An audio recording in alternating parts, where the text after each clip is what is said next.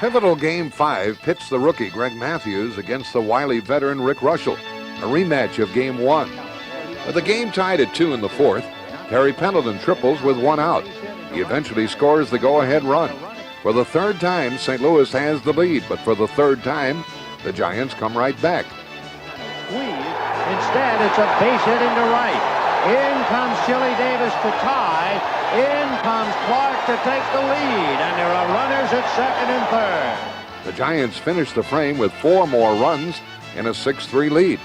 Middle reliever Joe Price takes over for the Giants in the 5th, and today, the price is right.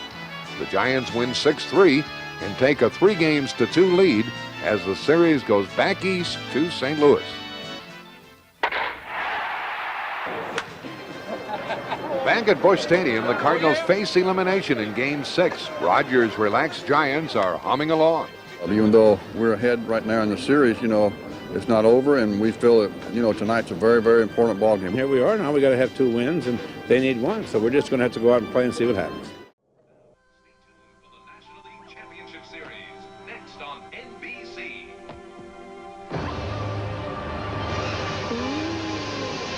Wow, Sparky. Look at that. Baseball.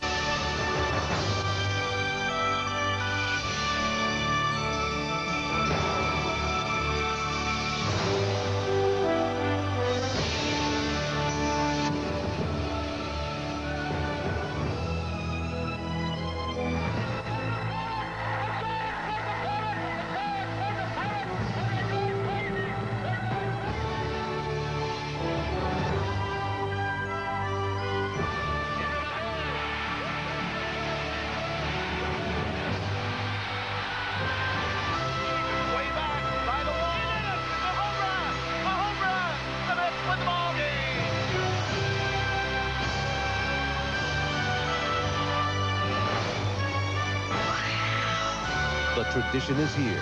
The memories are waiting. Next.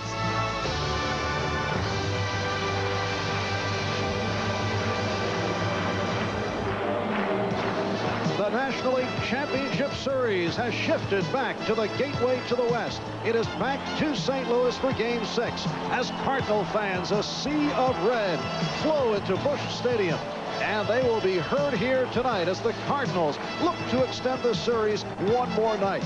Game 5 left the Giants 1 win away from clinching their first pennant since the days of Mays, McCovey, and Marichal sparked the Giants to a dramatic playoff victory back in 1962. Giants 6, Dodgers 4, bottom of the 9th. Here's one. Here's the pitch. The line drive to center. This could be it. Mays waiting. He's got it. The Giants win the pennant. Pierce is mobbed by the Giants. They won it 6-4 on a dramatic 4-run rally of the 9th. The Giants are going crazy now. And tonight, the Cardinals are hoping to avert the Giants' first pennant celebration in 25 years. It is an unseasonably mild day in St. Louis as we get set for Game 6. Hi, everybody. I'm Marv Albert, and welcome to the start of our prime-time coverage. Vince Scully and Joe Garagiola will be along with the play-by-play in about 20 minutes. For the Giants, it will be left-hander Dave Dravecky. He pitched a 2-hit shutout against the Cardinals in Game 2 last Wednesday. The only hits 2 singles, and that was it. And the Cardinals go with John Tudor, who was beaten by Dravecky. It's been a comeback season for Tudor with that broken leg injury back in April. He turned it around and compiled a sparkling record of 10 up and 2 down. Jack Clark out of the lineup again tonight. There was some speculation that he would be able to return, but that ankle is still bothering him, so Clark sits it out. Now, the focal point of attention back here in St. Louis figures to be Jeffrey, don't call me Jeff Leonard. St. Louis players and fans are upset about his negative remarks concerning various Cardinals and the city of St. Louis. Now, on the field, Leonard has had a sensational series. He has backed up his bravado with 4 home runs. 4 home runs the first 4 games, which set a league championship record. And with a .412 batting average, he is a strong candidate for most valuable player honors. But when you look back at this series, Jeffrey Leonard will be most remembered for his intimidating style and his disparaging comments. Earlier, I discussed this with him. You appear to enjoy the agitating. You like to stir it up. Why? You know, when fans usually get on you, you're either doing something good, you're doing something that's going to hurt their ball club, you probably just got a good hit or made a great play, and they're trying to distract you and get you off your game. And once they do that, you know that you have their full attention. You will have their full attention here tonight because the Cardinal fans are very upset with you, but you say you will taunt them. Well, you know, I said a few things earlier, but right now I've backed them up. And like I said, you know, anything I can do, I will let them know it. I'll turn around, I'll taunt them to death. All right, you have coined a new phrase. You hit the home run, you run around the bases, and you give it the old one flat down, something that Cardinal pitchers have really enjoyed. Well, you know, it's a long story to that, but right now, when I have my flap down, it means that pitch was nothing. Which is a taunt of the Cardinal pitchers. In fact, Friday night, Bob Forsch decked you. Do you think he was trying to hit you on purpose? I think so. But, you know, him being a seasoned vet, he had to do something, and I think it showed an example for his ball club. You know, hitting me and showing them that, you know, you just can't do these types of things. Will there be retaliation? Do you plan to get back at these guys? Well, the team standpoint, I think we already have, but winning this whole thing will definitely be it. On a personal standpoint, I may have to wait. Is there anybody on the Cardinals you don't particularly like? Tommy Herr. Why? I just don't like him. Good. Yeah, you know, his style of play, his mannerisms, you know. He's a good ball player, but I just don't like him. Anybody you do like, Jeffrey? I like Jack, Ozzie, you know, Willie McGee. Well, what about the report that there's a $50,000 bonus in your contract if you take most valuable player honors? Is this something that you are thinking about? I'm really not. You know, all these things were put in my contract 3 years ago, and, you know, the ups and downs the Giants have been through, I haven't even thought about it, and I still have it now. But my main concern is just winning this thing, whether I get it or not. All right, they call him the Hackman, Jeffrey. Don't call me Jeff Leonard. And tonight's National League Championship Series pregame show is brought to you by Brute Quality Men's Fragrance and Toiletries. Brute, it smells like a man. And by Taco Bell. Say hello to fresh, exciting taste. Just say hello, Taco Bell. Stadium in St. Louis. You look over the first 5 games of this series, and the key to the Giants' success, as expected, they've done it with the long ball. 9 home runs for the Giants as compared to 1 for the Cardinals, but surprisingly, they have outrun the Cardinals. Now, for more on that subject, we have the Wizard of Oz, Ozzie Smith, alongside our National League Championship Series pregame analyst, Joe Morgan. Joe? Thank you, Marv. Ozzie, I feel that Vince Coleman's statement at the beginning of the series that the Giants were tough for the Cardinals to steal off of actually set the tone for the series. Well, I don't know if it set the tone. I think that there are certain clubs in the National League that it may be kind of tough to run off of, and these seem to be one of the guys over the years. You've seen a lot of pitchers improve on their moves to home plate, and of course, going into this series, you knew that you had Rick Russell over there who doesn't have a real high leg kick. All the left-handers, and it's always a tough situation when you go against guys that have some experience, have been around a while. They realize that the game has become so fast now that you better shorten up your move to the plate or you get ran to death. So, you know, I think it was from that standpoint that, you know, he was speaking, and I don't think that that's really going to change his approach to the thing. The opportunities really have not presented themselves, Joe, in this series so far. As far as running is concerned, you don't want to just run for the sake of running because you can run in the outs. Now, they've pitched out a couple times and gotten us on pitch outs, but I think that's just by chance. Right. Dave Dravecky's on the mound tonight. Last time he pitched a 2-hitter. Anything special you're going to do against him tonight? Well, no, I'm not going to give away any secrets, but I think the results will be a little bit more favorable for us this time. You seem like you have a little cold. I do have a cold. I've been fighting it. Anytime you have to fight the blustery winds of Candlestick, it gets a little windy out there. But you know, this is no time to be laying back, laying off. You know, we got to go out there and battle, and hopefully tonight we'll come out victorious and push this thing to tomorrow night so we can win it. Thank you a lot, Ozzie. Back to you, Marv. Thanks, Joe. We'll take a short break right here. When we return, we'll be back to take a close-up look at this series that has certainly had its share of ups and downs. In in St. Louis. Well, since last April, both the San Francisco Giants and the St. Louis Cardinals have been dreaming of playing into this crisp October season. Let's take a look back at this series with an assist from Carly Simon. Take a look around now. Change the direction. Adjust the tuning. Try a new translation.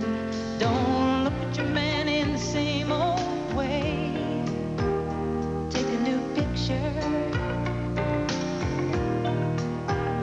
Just because you don't see shooting stars doesn't mean it isn't perfect. Can't you see? It's the stuff that dreams are made of. It's the sails against the stars. It's the stuff that dreams are made of. It's the reason we are alive.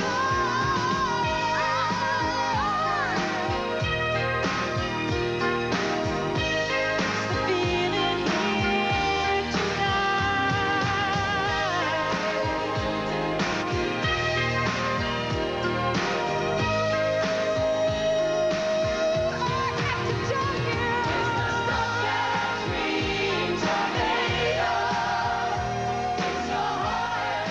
And tonight, both the Giants and the Cardinals are hoping that they have the stuff that dreams are made of.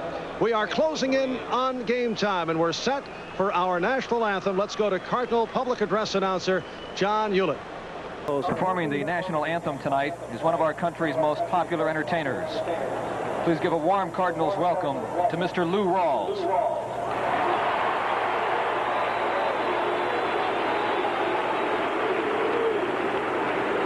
Oh, say, can you see by the dawn's early light what so proudly we hail at the twilight's last gleaming, whose broad stripes and bright stars through the perilous fight o'er the ramparts we watched were so gallantly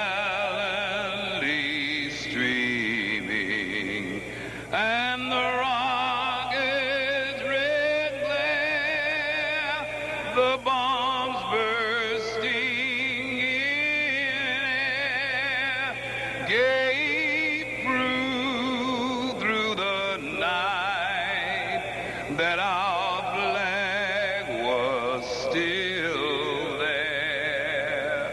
Oh, say does that star-spangled banner yet wave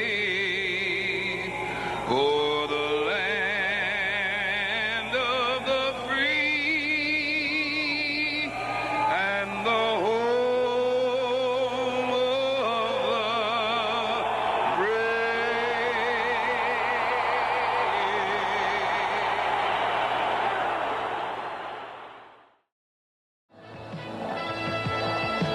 of the NBC Sports presents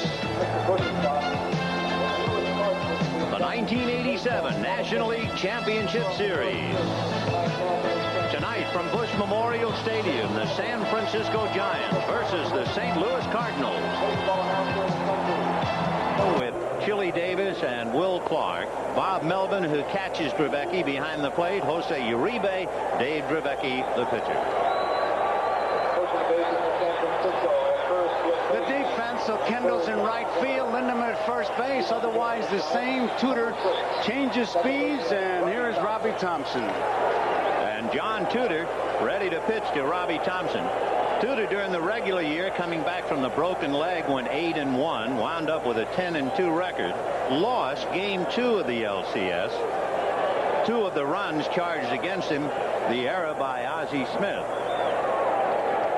He gave up home runs in that game to Jeffrey Leonard and Will Clark. starts with a change high, ball one. Robbie Thompson is deceptive. If you just see 125, you say, well, he hadn't really contributed. He's been on base 8 times and scored 4. In there, 1-1. Boy, this crowd is wound up as tight as you can get, and you can understand. It'll be another highly enthusiastic crowd, as we have seen in each city.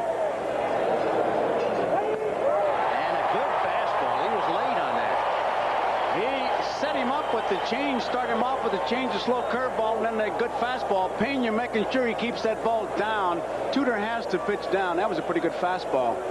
In looking at the Cardinals defensively, Whitey changed his lineup a couple of times. There was a time earlier tonight where it looked like Lake was going to catch, Pena was going to play first, and Lindemann was going to play right field. But they have settled down with the more orthodox club. Willie McGee was the one they were waiting for before they made up their mind. Then if the Giants are going to chase the last pitch, the pitch that Tudor made to Thompson, it'll be a long night for him. That's what he did the other time. Slow curveballs outside the zone. Well, here's Kevin Mitchell. 1 ball and no strikes. Mitchell in his career was 6 for 9 against Tudor, but he drew the collar in game 2. 1-1. Jose Morales, I said, of the guys in your lineup, who do you think would be the 2 guys who might have the best success as we look at Hackman? Best success against Tudor, he said Mitchell and Chili Davis. 1 ball and 1 strike to Kevin. And he hits one and muscles it into left center for a base hit in front of McGee. He was slightly jammed, but he is so strong. A confrontation. John Tudor and Jeffrey Leonard.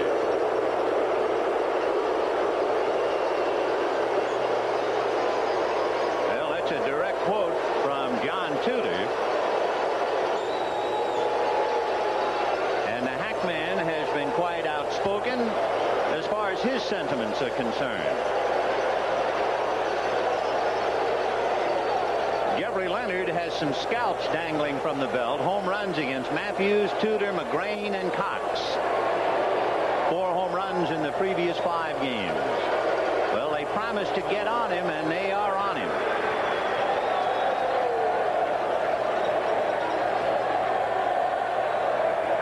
And they're beginning a chant now. Jeffrey, you remember in San Francisco, the fans were chanting and taunting Ozzie Smith.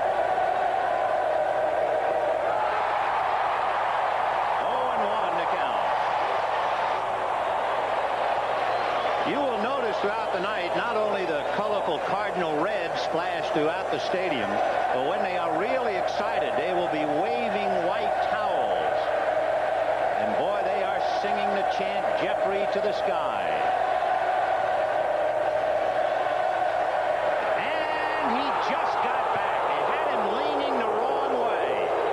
Was able to get under the tag.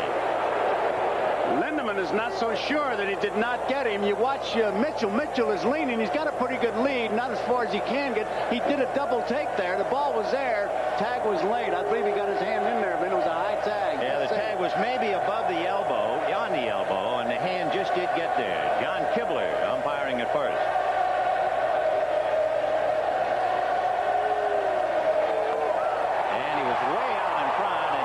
That 0-2 the count, and there you can see some of the towels. You'll see a lot of them before tonight is over.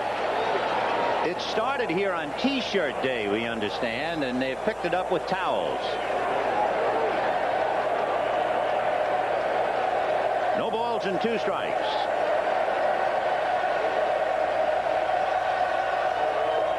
One ball, 2 strikes. Time Tudor faced Leonard when he was effective, it was with the slow pitches on the outside part of that plate out of the zone. He was a little bit too far out with that one. 1-2 to Leonard. On deck, Candy Maldonado. Got him, and look at the towels. They go wild. A snowstorm at Busch Stadium.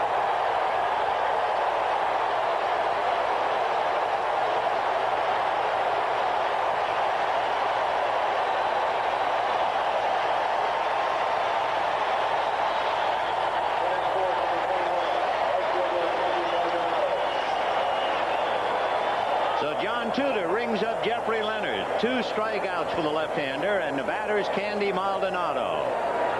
Chris Spire was checking with him on the pitch and the speed. The speed was 72 miles an hour, but you know what he said there was he ain't got nothing. Ball 1. 1-0 to Maldonado. It always happens when a guy strikes out on a bad pitch, you come back to the bench and say he ain't got nothing, and you got the big 0 for 1 on you. High fly ball to straightaway center. It's playable, and McGee is there.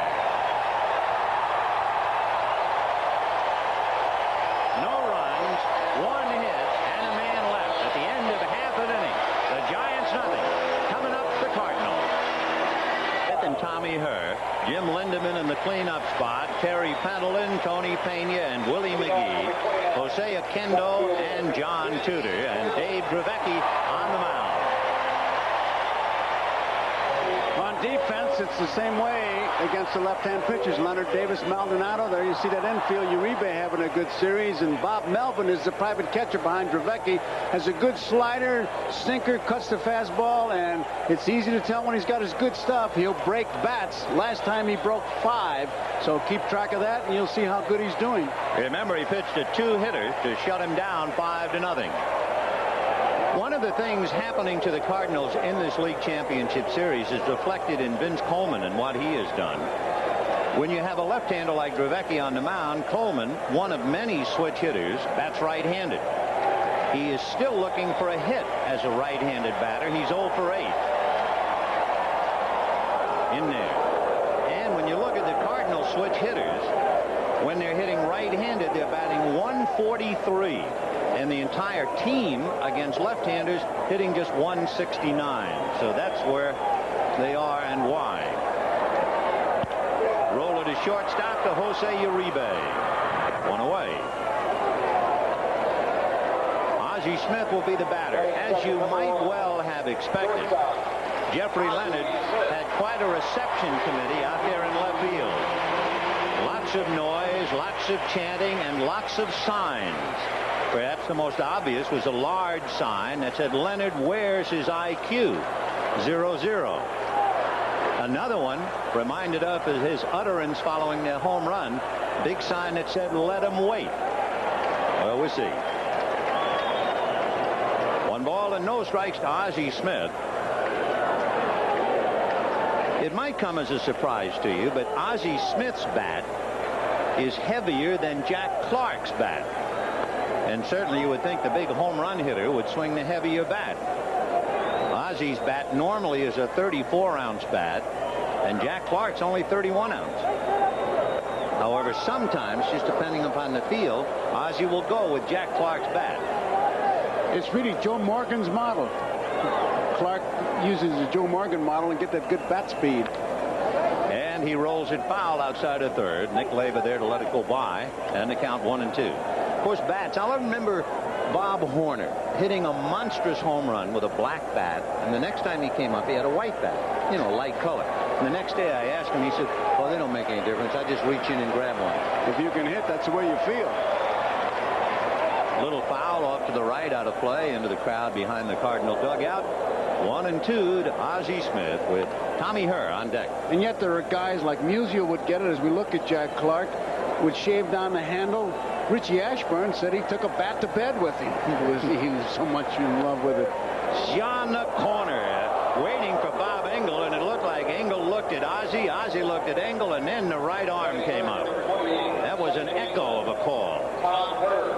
Melvin really setting up on that outside corner. There's that backdoor slider. What he does is start that ball outside the zone, and it breaks to catch the outside corner, hoping that the hitter gives up, which Ozzie did, and that's why it's called the backdoor slider. You're slipping in through that back door.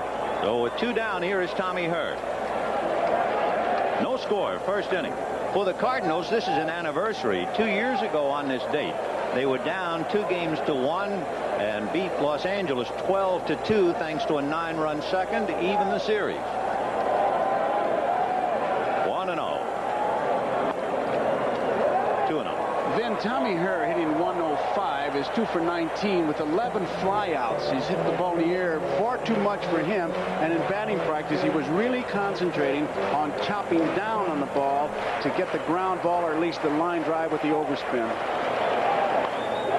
loop to right. Coming up for it is Maldonado. Base hit.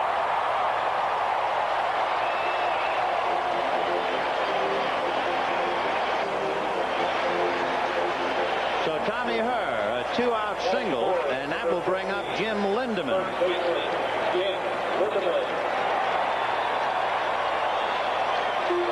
Tommy Herr, during the regular year, stole 19 bases in 23 tries. Now, everyone has the feeling the Cardinals are going to have to force themselves to run. And let's see if they even think about it now with 2 out and Lindemann at the plate. Hanging like a cloud, of course, Craig's ability to call pitch outs. Oh, he had something on that throw. Almost got by Will Clark. Now, Craig will call that. He does not call pitches. I made sure of that. He calls for throws to first base and pitch outs. Dravecky looks to the plate, but steps towards first and really puts something on it, and Will Clark just didn't handle it. 2 down in the first inning, no score. And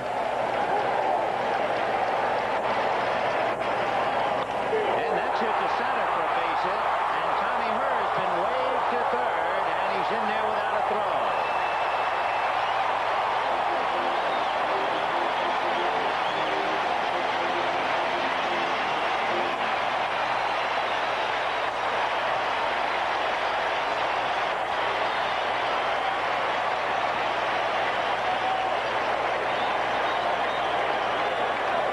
Right back up the middle. Looked like there was a breaking ball. A slider didn't get it in as far as he wanted to, and Lindemann was ready. So Terry Pendleton coming up, and for the Cardinals, a completely different ball game. If you remember when Dravecky shut them down 5-0, he allowed only 2 hits, a single to Lindemann and a single to Tommy Herr in the 4th inning. And here they have 2 hits in the 1st inning. It's kind of interesting. Melvin indicated watch for the bunt, and Pendleton looked like at him like as if to say, "Are you kidding?" So 2 down, and Pendleton at the plate. Pendleton with 3 hits and 1 run batted in. One of those 3 hits, that sinking line drive that went for a triple at Candlestick Park.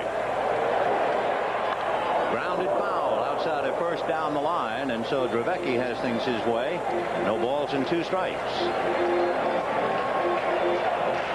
You know, I was thinking, we've been talking about the absence of Jack Clark for so long. If the Cardinals lose the League Championship Series without him, doesn't that make him the most valuable player? What? Well, how much more valuable can he be if they can't win without him? That's a left-handed way of putting it, all right. 0-2. Hit down the right field line, foul, and out of play. The interesting thing is, I asked Jack Clark myself before the game, what is the situation? His exact words: it ain't any better, it ain't any worse, it's the same. And that's been going on for 6 games now, and if they would happen to win, go to the World Series, I doubt if he'd play in that. So they've kind of misdiagnosed it. No balls and 2 strikes to Terry Pendleton. Got him. Letter high fastball that really exploded. 2 strikeouts for Dravecky and 2 Cardinals left. We're going to the 2nd inning. No score in the ball game. If you joined us a little late, the Giants had a 1-out single by Mitchell, but Tudor struck out 2. And the Cardinals had 2 singles with 2 out by Herr and Lindemann, and Dravecky winds up striking out 2. So into the 2nd inning we go. Chili Davis, followed by Will Clark, and then Bob Melvin.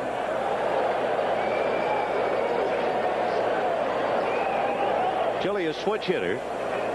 He and Uribe are the 2 switch hitters in the Giant lineup. There are 6 switch hitters in the Cardinal lineup.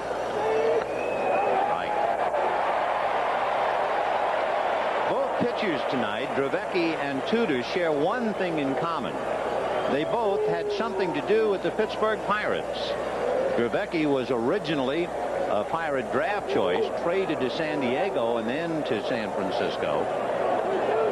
And John Tudor came to the Cardinals in a trade with Pittsburgh for George Hendrick. On the corner.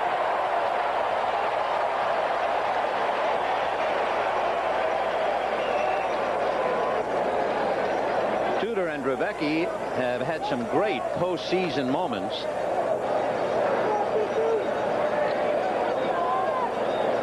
Right on the corner. Perfect pitch. Perfect pitch. 1 ball and 2 strikes. 2 years ago in September, when the Cardinals were driving to the division title and ultimately to the World Series.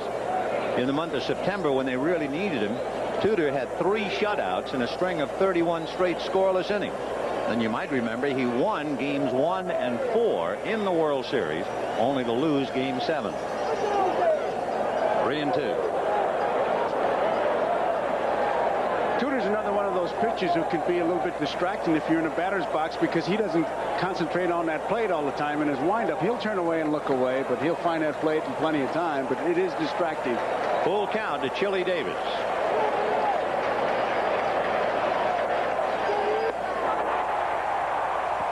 Strikeouts for John Tudor.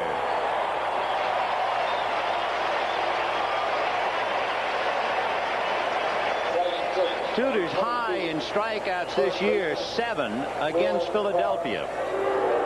And when you look at John Tudor, you're looking at somebody whose name is already indelibly written into the Cardinal record books.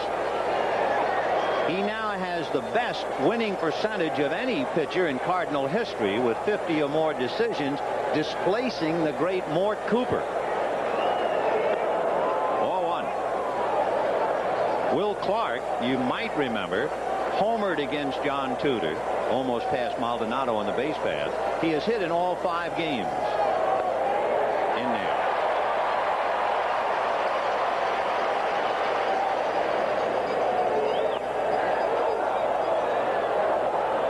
Two balls, 1 strike.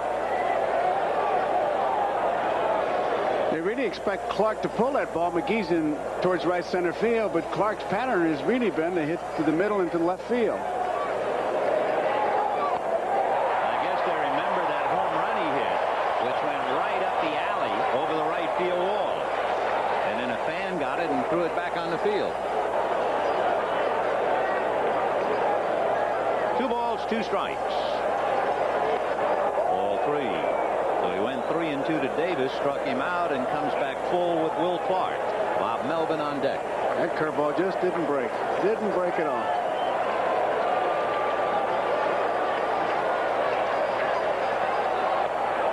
And ball 4. So with 1 out, a walk to Will Clark will bring up the catcher, Bob Melvin. Melvin, in the other Dravecky game, was 0 for 3 with an intentional walk. In those games that Dravecky has started and Melvin was the catcher, Dravecky won 5 and lost 1. And, of course, he was successful in game 2. Dravecky has turned in 3 shutouts this year. Melvin caught 2 of them, plus the League Championship Series shutout. You saw Pena check with Whitey Herzog, taking a quick look again, because you got a combination you'd want to start maybe a play to stay away from the double play. And that's hit to the hole. Base hit into left field as Ozzie misses it. And to second base goes Will Clark. So now the Giants are in business. 1st and 2nd and 1 out. They were working with Melvin during batting practice. He was standing 2 straight up to go down into the ball. He certainly got down into that one. Ozzie Smith gave it a good effort, but it's a base hit in the left field. And with runners at 1st and 2nd and 1 out in the 2nd inning, Jose Uribe coming up. Uribe went 1 for 4 against Tudor in game 2. He had a double. He also hit the ground ball with the bases loaded in the 8th inning of that game. The ball going through Ozzie Smith's legs, good for 2 additional runs. And that's hit to left center field, racing over McGee to flag it. Oh, what a big play.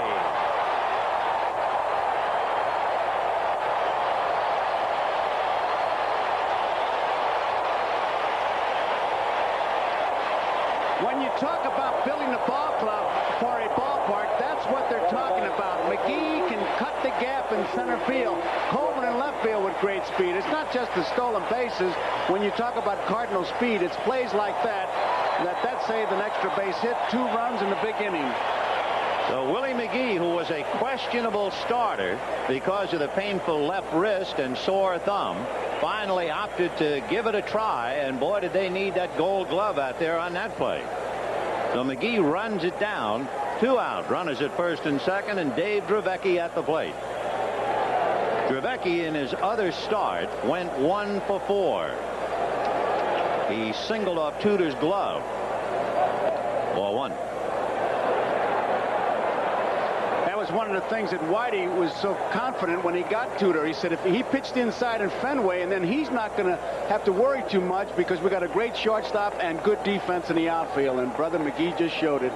1 ball and no strikes to count. Way outside. So Whitey Herzog sweating a little bit on a cool night as he just dodged a bullet on that great running catch by McGee. And now his pitcher falls behind to the opposition. 2 balls and no strikes to Dravecky.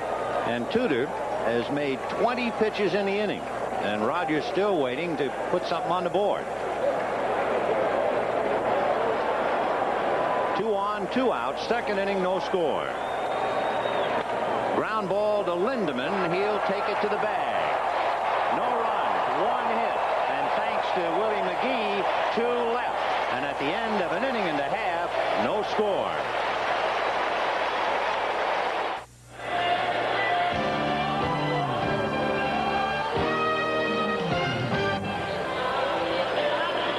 You know, just a point here, Vinny. Dravecky had a count of 3 balls and 1 strike, and Roger Craig let him hit. And I'm sure his explanation will be, well, he was going to get a good ball to hit.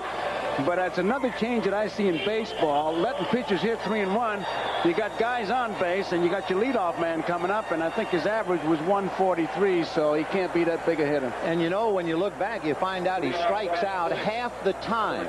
If he took strike 2, you then have the runners going and maybe get a break. So that's quite a gamble, and the numbers didn't figure that the gamble would pay off. Agreed.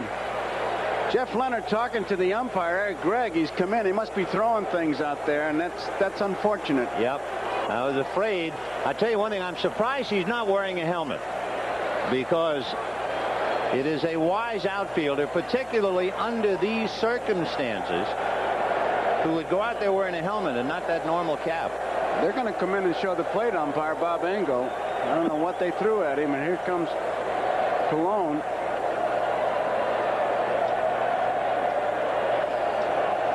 Bob Engel. Batteries, Vin? Yeah. No, it's hard to say, but it might be. It was certainly big enough to be a battery. Assault and battery is what it might be. Now we get a report it was a cowbell. There was a reference to St. Louis as a cow town. They said they were going to bring a cow, so they brought the cowbell. I think Bob Engel is talking to the press box for the public address announcer to please ask the crowd not to throw things down onto the field. If you're old enough, or if you're a historian, there's the cowbell, all right. You can remember the Cardinals and Detroit and Ducky Medwick and all the garbage and stuff coming out of the stands. I asked the great Hall of Famer Joe Medwick how he felt about it. He said it didn't bother him so much that they threw it, but why did they bring it in the first place? Well, you can see the fans, right? You got your binoculars, your scorebook, your pencil, your garbage. That's right. A little salad bar right there. Bottom of the second inning, and it'll be Tony Pena, followed by Willie McGee and Jose Oquendo. Pena has moved up a notch in the lineup to hit 6, and he has been hitting the ball sharply of late, hitting .357. He has 5 hits. Ball 1.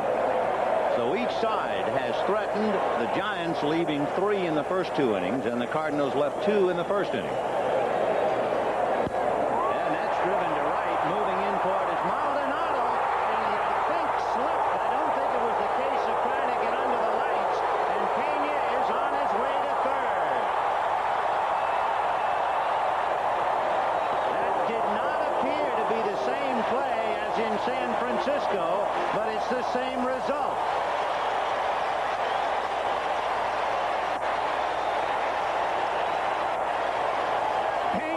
Really reached out. Now watch Maldonado. He's got a beat on it. He did slip, I believe, Vin. Yeah, that area sitting up here, if you look out at the AstroTurf, where Maldonado is a very damp, darker green. The rest of the AstroTurf is a very pale green. And I have to believe that it was more of a slip than anything else on the wet turf. It is a triple for Pena, and with nobody out, McGee, Oquendo, and Tudor trying to pick him up. Chopper to third. Mitchell holding, throws him out. Pena with 2 strikes widen his zone. He's a hacker. He swings, and he punched that ball into right field, and they got a big break. But McGee was the big man to pick him up, but that wrist must be bothering him. Here's an interesting confrontation now. This is a game within a game. Jose Oquendo had a half a dozen sacrifices. The only thing, all 6 were as a left-handed batter. Do we lay that on the table in case you're thinking about the possibility of a squeeze? And remember, the 8th place hitters for the Cardinals throughout the series have given the Giants a bad time, hitting over 450. Fly ball to right field and pretty shallow to the line. Maldonado makes the catch, and Pena is going to come. The throw to the plate. He is safe.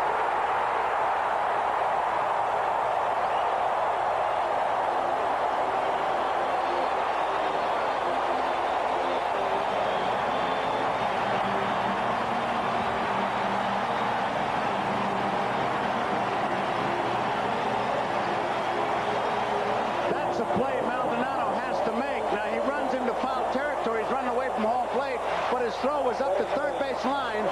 Now, he makes the play, braces himself, and really his throw is not a good throw because it's too far up the line. Melvin has to go get it, and by that time, Pena gets around him. If it's towards the plate, that ball is there in plenty of time. That was not a good throw. They throw to third to appeal, and third base umpire Dave Pallone said, no good.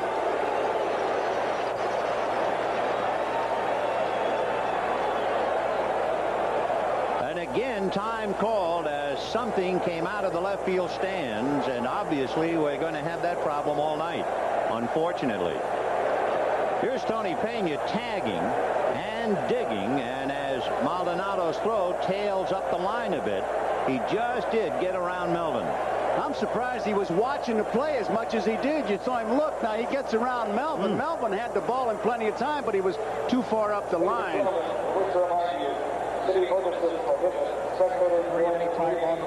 The public address announcer making the announcement that city ordinance prohibits the fans throwing things on the field. So with 2 down and a run in, the Cardinals leading the Giants 1-0. And now, of course, we will see if it stands up or not. The team that has scored first has lost 4 of the 5 games in the series. And Vin, it's as old as the game. You can bet somebody said to Tudor, there's your lead, pal. Hold it. Yep. And again, you look out to that right field area, and apparently from high atop the stands looking down to right field, you can see, as you look at the AstroTurf, there is a definite difference in shading and colors. Very wet area out there. Why it is so wet out there and not other areas, I don't know. Left field is bone dry. It goes pretty far, too. Tudor goes too far around. 1 run, 1 hit, nobody left. And at the end of 2, 1-0 Cardinals. We'll be back after these messages from your local station. Now you can enjoy all the memories of the 1987 World Series with a copy of the official World Series program. With more than 90 pages of facts and figures, it's a real collector's item. To order your souvenir program, just send check or money order for $6 to World Series Program, Post Office Box 87, Trenton, New Jersey 08651. That's Box 87, Trenton, New Jersey 08651. Please include your proper return address. The preceding was furnished by Major League Baseball. Cardinals leading 1-0 as we go to the 3rd inning. Bob Engel, the plate umpire, talking to Whitey Herzog, perhaps about things coming out of the stands. Not very much Whitey can do about that. By the way, just to conclude the thought on that damp area in right and right center field. The Cardinal football team played the New Orleans Saints here on Sunday, and there is an aftermath to the game. 4-1. After the game, they spray the whole field, we're understood, with chemicals. And And right field and right center doesn't really get enough sun, so it is still wet. 1 ball and no strikes to Robbie Thompson. Robbie struck out in the first inning. Tudor barely got out of the second inning. A running catch by McGee, and he went 3-1 to Dravecky. Now he starts off 2-0 with Thompson in there.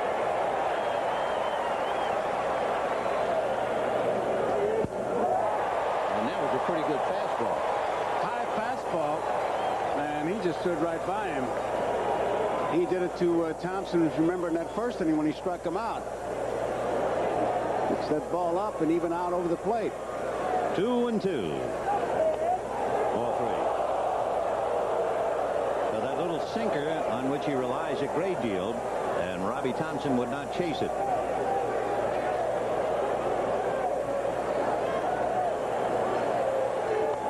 And he walked him. So John Tudor fighting his control. He has walked 2. But falling behind to Dravecky, he just did make it. And now he has Mitchell, Leonard, and Maldonado. Mitchell singled to center in the first inning. So strong. Got a pitch inside on the hands and not only fought it off, but had enough strength to push it into center field. Thompson at first, nobody out. He's the first base runner to at least get 1 foot on the artificial surface. Everybody else has been right at the tip, but he gets 1 foot out there on it. Robbie stole 16 bases during the regular year. And one of the interesting upsets in the series thus far, the fact that the Giants have stolen 5 bases and the Cardinals only 2.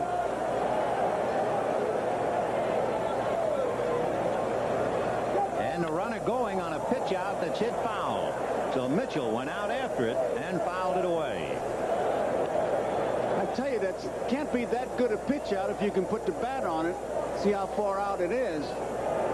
Too close. It's coming in, and Mitchell does a good job of getting that bat on the ball. The pitch out should be where they can't handle it at all and throw the bat at the ball.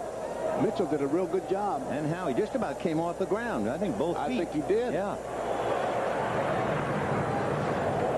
Both these managers in control. I tell you, both catchers after the game can go in and get a rub on their neck. Roger on the offense right now. Whitey on the defense. 1-1.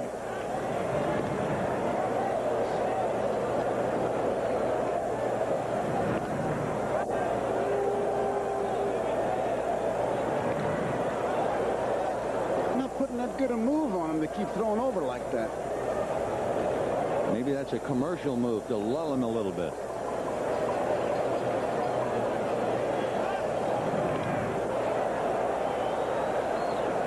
Boy, Pena was studying Zimmer again just as hard as Mitchell was. 1 ball and 1 strike. You remember they got that play, first move, go. There he goes on a pitch out. Pena in the dirt. Ozzie Smith has got him anyway.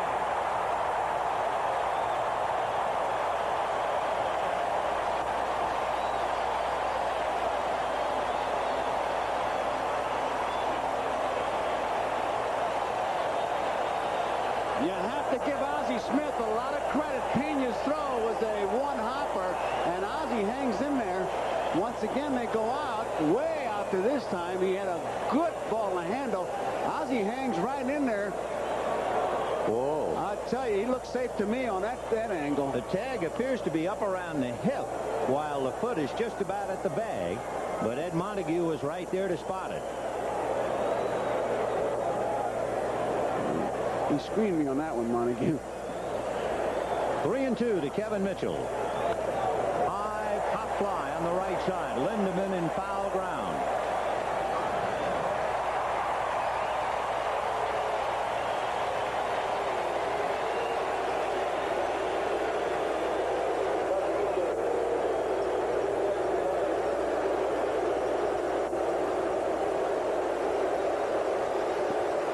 Needless to say, here is Jeffrey Leonard.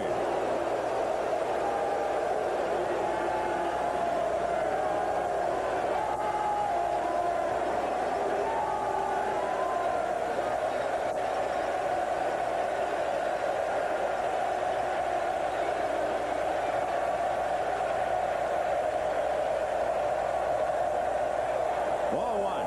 Leonard struck out in the first inning. Look at that side. Okay, I give up. When in disgrace with fortune in men's eyes. Ball two. Whew.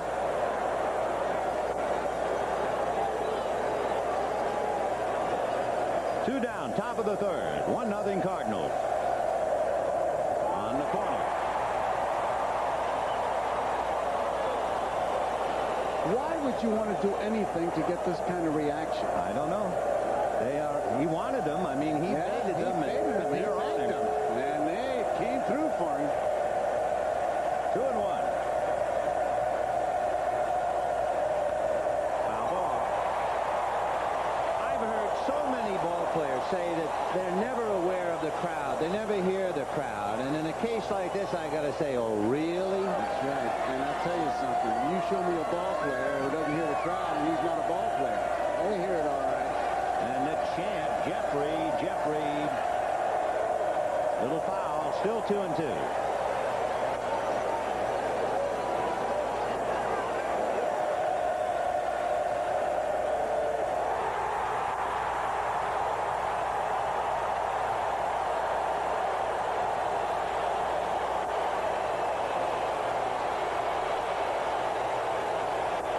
Himself against the world as Jeffrey Leonard took his position in left field. This entire ballpark verbally let him have it, waving towels, holding signs, chanting his name, but fortunately not throwing anything. We hope that's gone.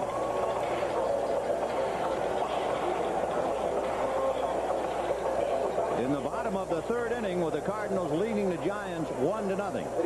It'll be Vince Coleman, Ozzie Smith, and Tommy Herr against Dave Dravecky.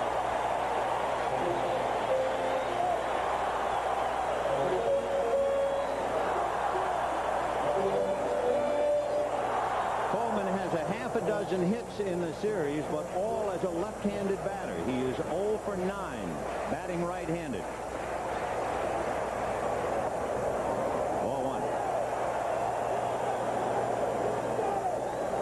The only run in the game, Candy Maldonado, either slipping in the wet turf or fighting the lights, had a ball sail over his head for a triple, and Oquenda's fly ball got him home. Chopper to short, Uribe.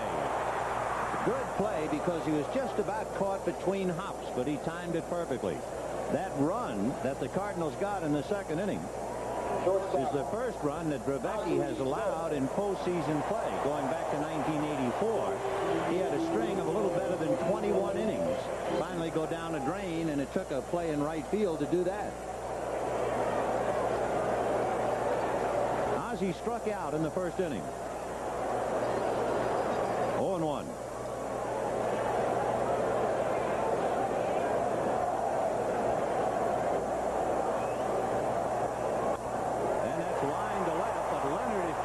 To make the catch. 2 down.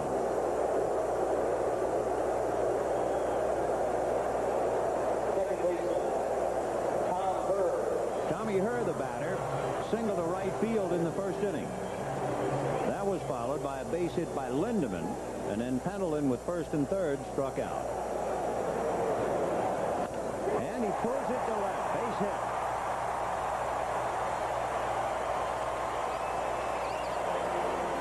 So after going the other way, having already singled the other way, Tommy Herr lines it to left. And with 2 out, the batter is Jim Lindeman, who had one of the 2 hits against Dravecky in Game 2 and singled his first trip in the first inning tonight. Lindeman, the proud possessor of the only Cardinal home run. He hit it to right center field at Candlestick Park. He's got to go for the long one because you got that man on first. You need the extra base hit to knock him in, and Cardinals don't have that much firepower, but batting Lindeman fourth, they expect it from him. This a much tougher ballpark than Candlestick, where it is 400 to straightaway center in Candlestick Park. It's 414 here, and the power alley's 383 and falling away. And there's a drive to left, but Leonard will handle it. And that's that. No runs, 1 hit, a man left at the end of 1-0. The crowd and the hack man, Jeffrey Leonard. I can't understand why he'd want that kind of reaction. I really feel it has to bother him, and I just wonder about the other players breaking their concentration. It's unnecessary and it's uncalled for. I would certainly think that it would bother his concentration, and even though he is a professional, he might actually fall into the amateurish thing of trying too hard. Well, he's got to be trying to. I'm going to show them what I can do, and that's not being yourself. So that's the game within the game, and we'll find out more about Jeffrey Leonard in Game 6 of the LCS. Let's take a look. Andy Maldonado will be followed by Chili Davis and then Will Clark.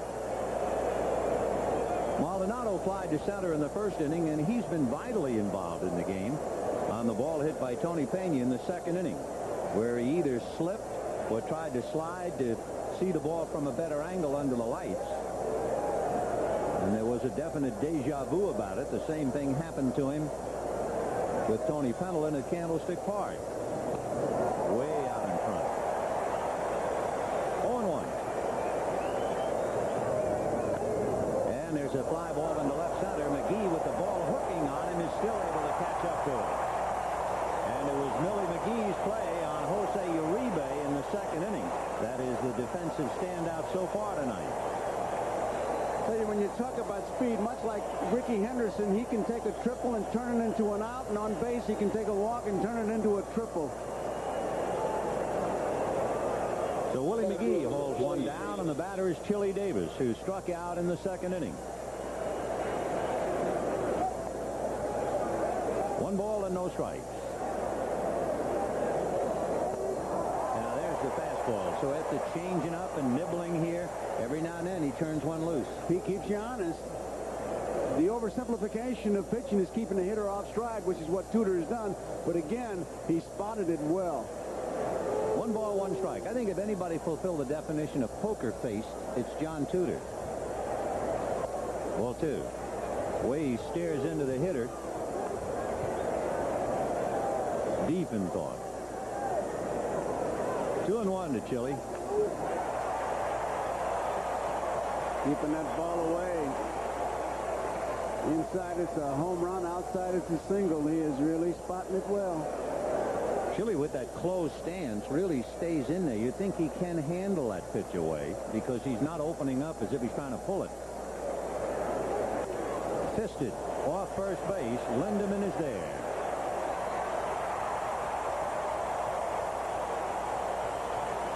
That's the pitch that sold Whitey Herzog on Tudor. You do that in Fenway Park, that shows the kind of confidence you have with that short left field fence.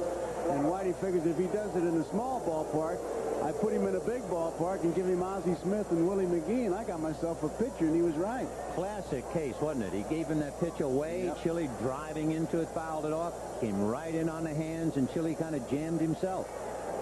So 2 down, and Will Clark the batter.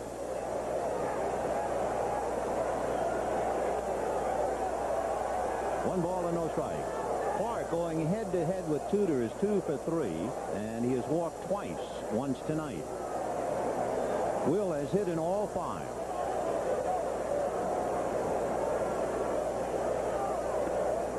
Boy, that thing really sailed. 2 balls and no strikes. On deck, Bob Melvin. It could be, just as during the course of the year, we've seen teams pitch around Jack Clark.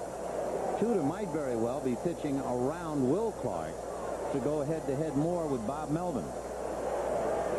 Well, with 2 outs here, I think I'd go after. High strike up around the letters. 2-1.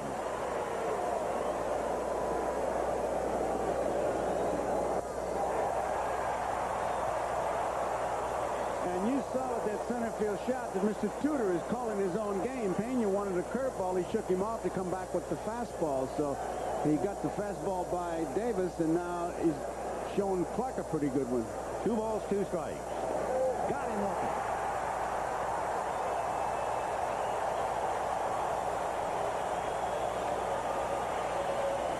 Terry Pendleton, Tony Pena, and Willie McGee. Pendleton struck out in the first inning, leaving runners at first and third.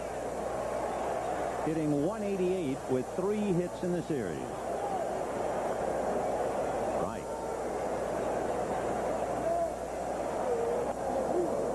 0-2.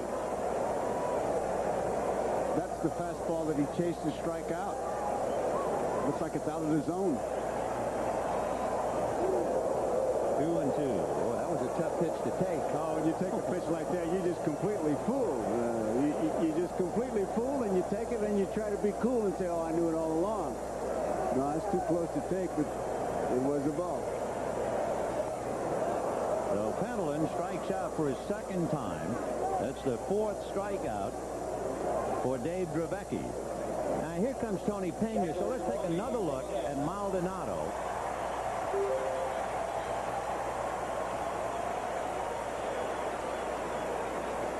It certainly doesn't look now that he slipped. It looks like he was starting to go into a slide, and I would have to guess it was to get a better angle on the light towers atop the roof.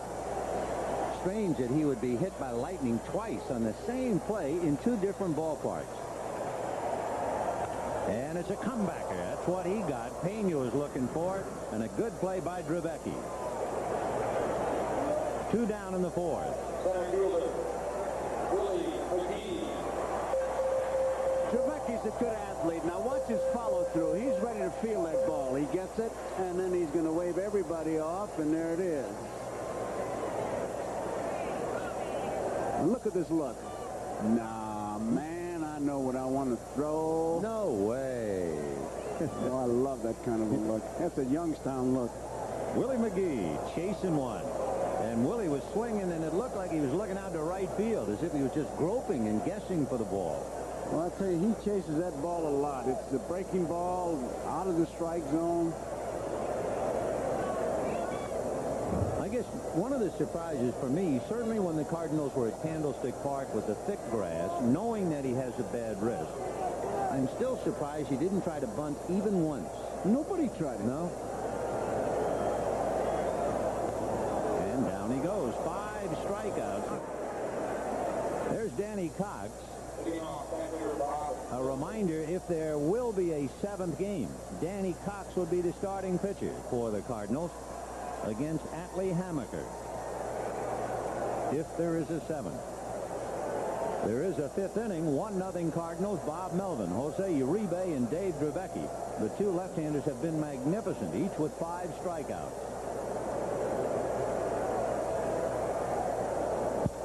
And bang to center. So Melvin is 2 for 2. Tudor with that pitch has made 74 pitches, and you have to assume there was a strike, so it'd be 43 strikes, 31 balls. And 20-some odd pitches I know he made back in the 2nd inning. That was his toughest inning of the night. 23 to be exact. So Jose Uribe checking with John Zimmer. The pitcher to follow. Whitey Herzog has been correct on 2 pitch outs, and Pena's checking with him. And that's going to be hit into left center for the base hit. Melvin to 2nd and holding. And now Dravecky will come up 1st and 2nd and nobody out. Uribe sends it right back up the middle. Until they moved him up on the plate, he can handle that outside pitch. And now the Cardinals are having a meeting. Got enough guys out there to split the shares. And Dravecky checking with Zimmer. And there's Pena checking into the Giant dugout. See if he could see something. But I don't know what he could be looking for there. John Zimmer, a quick chat with Dave Dravecky, just a word or two. The word might be bunt. We'll see. He sacrificed 4 times during the regular year. I would be almost sure it's bunt. Then it might be, hey, if they charge you too hard, look for me to switch something off, because you've got to be bunting. Jim Lindemann is the first baseman. Terry Pendleton will have to make a split-second decision as to come or go back to the bag. And that's a strike. 0-1. They got the play on with Ozzie Smith going over to 3rd, and Pendleton and Lindemann charging hard, and Hurd going over to first base, which leaves the middle of that diamond wide open. Any kind of a tap of the bat on that ball, and that ball's going to get through there. 0-1. The bunt is on, and a strike is taken. 0-2. You can see why they've used that play, because Melvin doesn't have any kind of speed at all, and Ozzie Smith breaking over there. Dravecky thought that ball was inside. No balls and 2 strikes. And he got the bunt down, and he laid a poached egg, and the throw is just in time. And there'll be an argument. Melvin did not get a good jump off second base. We talked about his lack of speed. Zimmer thought he was there. Here comes Craig. It was a beautiful bunt. He dead met ball just perfectly.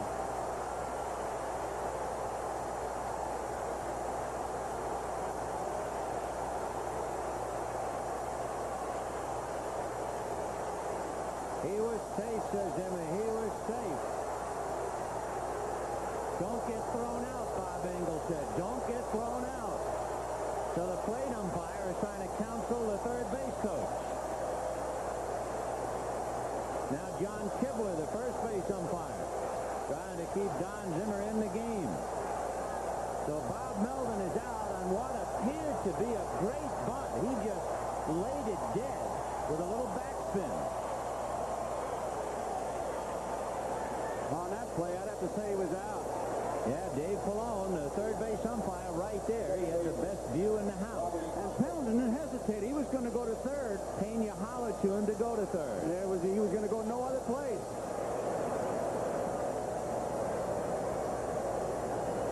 He got him. So a good call. First and second, one out. And Robbie Thompson, the batter. Thompson struck out and walked. 0 for 1. He has 2 hits in 17 at-bats. One of the 2 hits a home run. Hit in the air to McGee. Uribe goes to the bag to tag, but just to draw a throw. That shows you how big that play at third base was. Instead of bases loaded, nobody out with a fly ball gets the tying run home. Whitey now has 2 out with runners at first and second.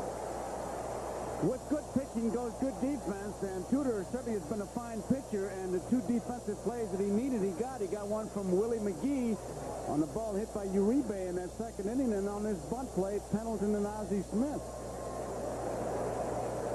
So Kevin Mitchell coming up. He has singled to center and fouled out to Jim Lindemann. Charged him, fastball, went right after him, 0-1. Kevin was looking for that ball on the outside part to play it, and Tudor came in with a fastball. You're not going to register much on the radar gun with his fastball, but the way he's using it and spotting it is very difficult. No balls and 1 strike. And another. He keeps looking for that ball outside, and he's not getting it. 0-2 to Kevin Mitchell. 2 on, 2 out in the 5th. Cardinals 1, Giants nothing. And they're on their feet at Busch Stadium. High fly ball into left center. McGee calling and puts it away. The play at third has changed the inning and maybe the game. And at the end of 4 1/2, 1-0 St. Louis. Bottom of the 5th inning, 1-0 Cardinals. Jose Aquindo, John Tudor, and then Vince Coleman. 0-1. Aquindo hit the fly ball down the right field line. Maldonado charged, caught it, threw up the line to third, and Pena squeaked by for the only run of the game. That's hit just foul. Foul ball. Dave Pallone has had 2 tough plays back-to-back. So Aquindo just missed hitting that thing over the bag, but it went foul down into the bullpen, and the count 1-1. It's by Mitchell. It looked like it would be a fair ball, but Pallone right on that line. There you see him. No hesitation. Foul ball. 2-1 to Aquindo. Fouled away. 2-2. And that's strikeout number 6 for Dave Dravecky. He has now struck out 3 of the last 4 batters he's faced. Got that old-fashioned pitcher's duel. The defensive play that was not made is what's hurt Dravecky so far. And there's that high fastball they can't lay off, and he picks up strikeout number 6. The interesting thing, too, about Dravecky is he works on John Tudor. Tudor struck out in the second inning. Remember when Dravecky pitched the 5-0 shutout, his only problem, he walked the leadoff man in 4 different innings. He has struck out the leadoff man the last 2 innings. Fouled away, 0-2.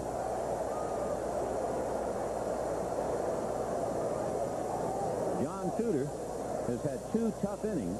In the second, saved by McGee, and in the 5th, saved on the play by Pendleton to Smith. So that becomes strikeout number 7. That's 3 consecutive strikeouts, and 4 of the last 5 hitters he's faced, Davis struck him out.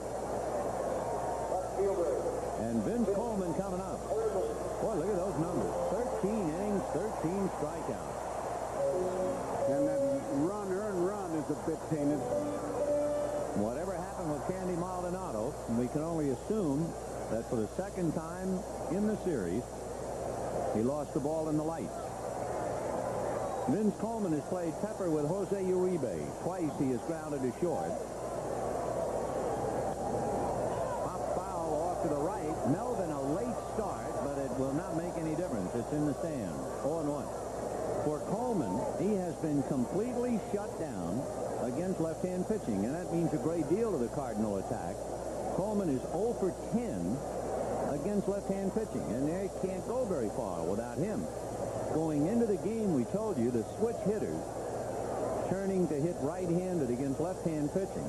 The Cardinal switch hitters have hit 140, and the entire team had hit 169 against left-handers. No balls, 1 strike. 1-1.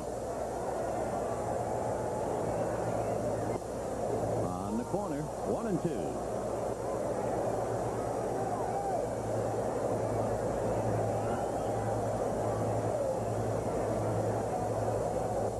Got him.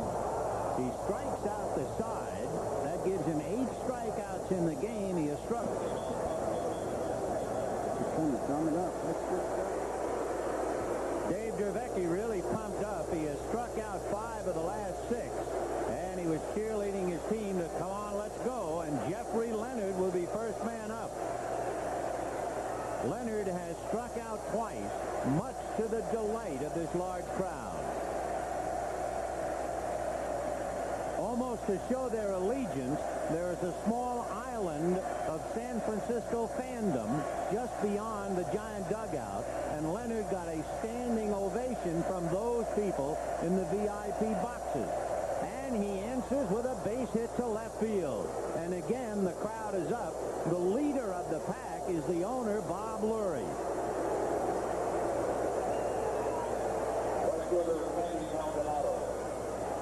There they are, and Mr. Lurie in the lower right-hand corner along with his wife, Connie. There's Bob and Connie Lurie. So Leonard is aboard, and Maldonado the batter, followed by Chili Davis. John Tudor is getting into a dangerous area. Tudor is a little bit like Danny Cox. If you count his pitches, he gets to a certain area and then trouble. Well, you can see 90 pitches is his bottom line, and he has now made 88, surrendering a base hit along the way. 0-1.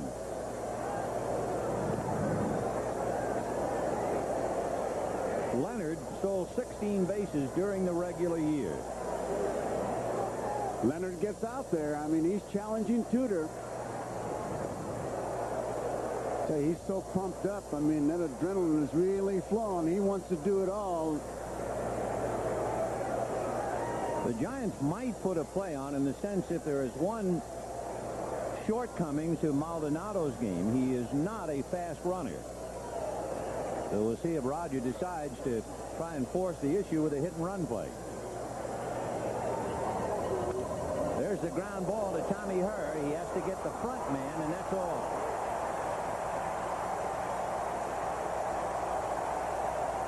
So now they'll get on Leonard as he jogs off the field.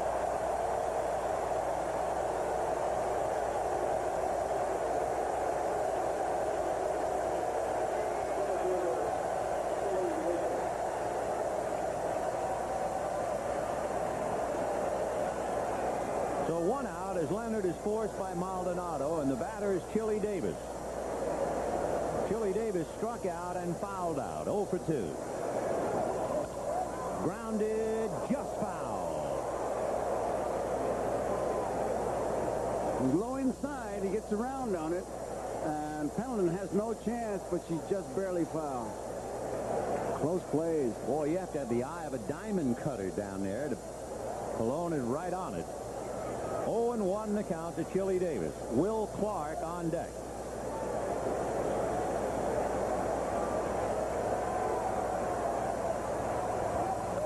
And it's popped up. It will be Lindemann.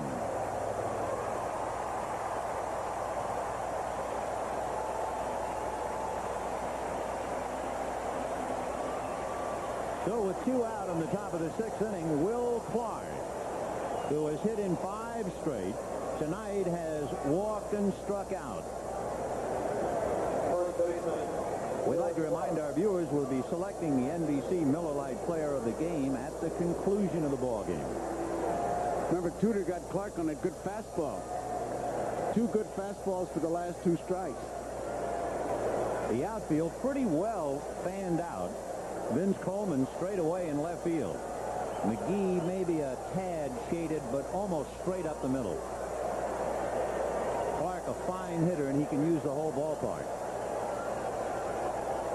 Foul back.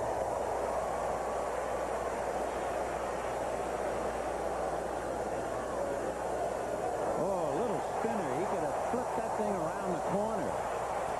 And I'll bet if you ask Tudor about it, he'll tell you that I didn't want that ball there because it's way inside the curveball. You don't want that curveball there, but it's just so full. Clark, he just could do nothing but watch it. 65-mile-an-hour flip. 0-2. High fly ball to right field. It's playable. Akindo is there. No runs, 1 hit, and it's still 1-0 Cardinals in the 6th. Ozzie Smith, Tommy Herr, and Jim Lindemann. Fly ball back a third, hooking foul. Uribe and Mitchell, neither man can get to it. Dravecky, through 5 innings, has made 84 pitches, 61 strikes, Vin, and only 23 balls. So the ratio is really something. Mitchell thinks he's got to play all the way, but nope. The box that they build for special seats beat him out of making the play. 0-1 to count to Ozzie Smith, who was struck out and lined out. 0 for 2. Goes the other way down the right field line, foul, and the count 0-2. Dravecky immediately out in front of him, and he has become a strikeout terror. Remember, he struck out the side in the 5th. He has struck out 4 in a row. He has struck out 5 of his last 6. 1-2.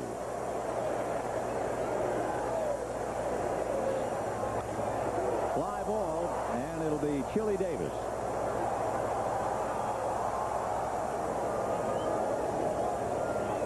So that's 8 in a row retired by Dave Dravecky. And Tommy Herr, 2 for 2 coming up. Herr single to right in the 1st inning and single to left in the 3rd.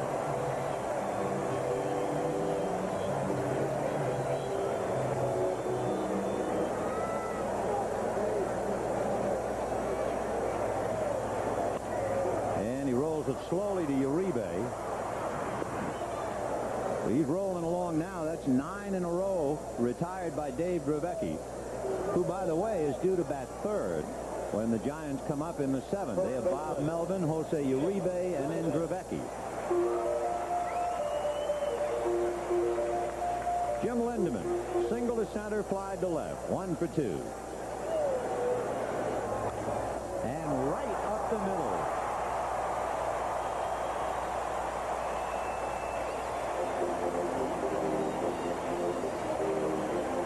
So that breaks the string of 9 consecutive outs and brings up Terry Pendleton with Lindemann at first.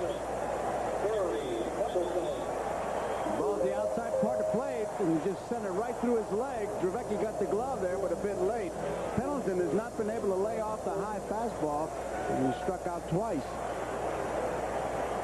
Pendleton with 3 hits in the series, batting only 176.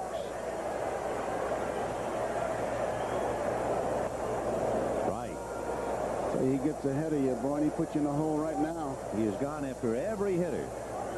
Lindemann at first has not had very much base running experience, but he's 3 out of 4 in stolen bases during the regular season. Little foul ball out of play, and the count 0-2. Dravecky really gives the base runners a good look at first base. He's got a good move.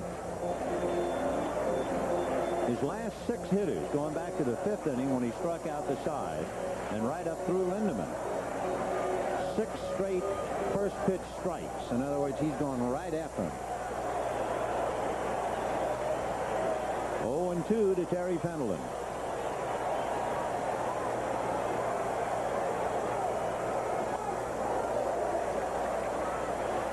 Trying to get him to chase it. He just wouldn't do it that time. And he got one inside, and Pendleton drives it down the line. Foul. Foul ball.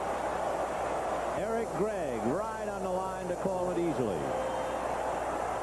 One of the few pitches Pendleton got inside. Boy, he was quick to open up on it. Pulled it too much. The fans do a little bit of umpiring, but a big Eric Gregg was right there on top of it. All of the Giants down in the bullpen are standing up and pointing up towards the stands. Now the police and ushers are pointing up to the stands. Naturally, we have to assume someone was throwing something out of the stands, perhaps in the direction of Jeffrey Leonard. That doesn't take too much detective work to come to that assumption. Well, I think somebody spilled something on him, and he says he's all right because they were going to bring the towel out to him. There's the ball hit, and it was fouled by some 3 feet. Now watch as Leonard will come into the picture. Ah, there it is. Oh, See it? Yeah. Shower. That's really uncalled for. Yeah, it's great to boo. There's nothing wrong with that, or hollering or waving signs, but when you actively interfere with a player, that's really dirty pool. You'll really see it with this shot, I'm sure. There he goes over, and there's the spray. And now they're out in left field corner. The ushers, the police, the umpires, they pick the guy out, and he will be ejected. There you see the meeting.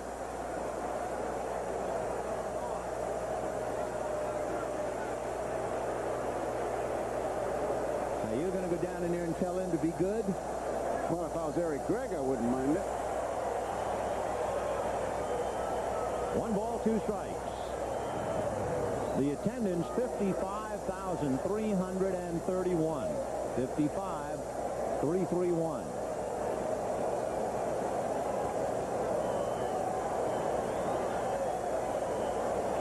That's the crowd, the same crowd they had for the first 2 games. Each of the first 2. Bouncer to Dravecky. Nice play as he goes up the ladder and throws him out. No runs, 1 hit as Lindemann is left at first. At the end of 6, 1-0 St. Louis. Another insight into the feeling of the crowd concerning Jeffrey Leonard as he gets a shower.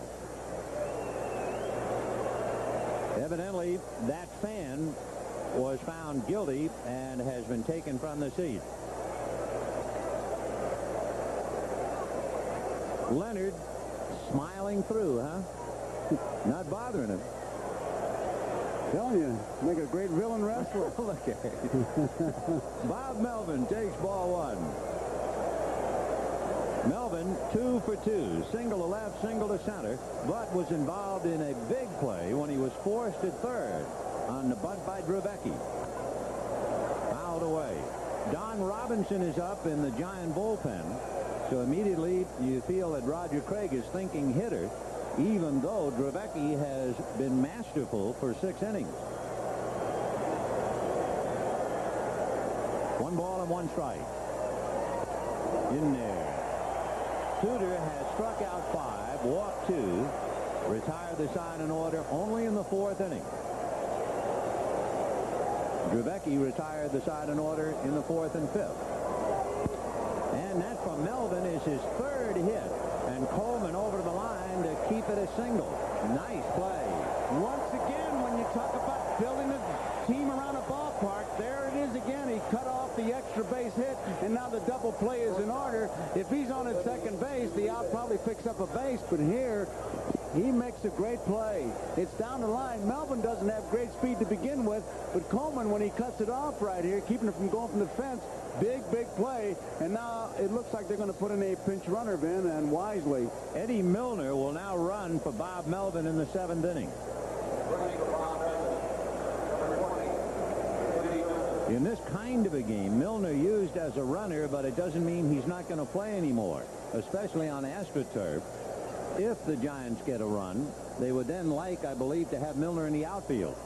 And Don Zimmer really having a long meeting with Uribe. I mean, whatever he does on the coaching lines, forget about it. He has just explained everything. I mean, he went probably back to spring training to explain, because from the time the ball landed, Zimmer was talking to Uribe. Boy, Melvin is caught up in a hurry. He was 0 for 4 coming into the game, and Melvin goes out 3 for 3. Todd Worrell and Ken Daly begin to loosen up back of Tudor, who has had a man on in almost every inning. Uribe lost a hit on the running catch by McGee and singled in the 5th inning.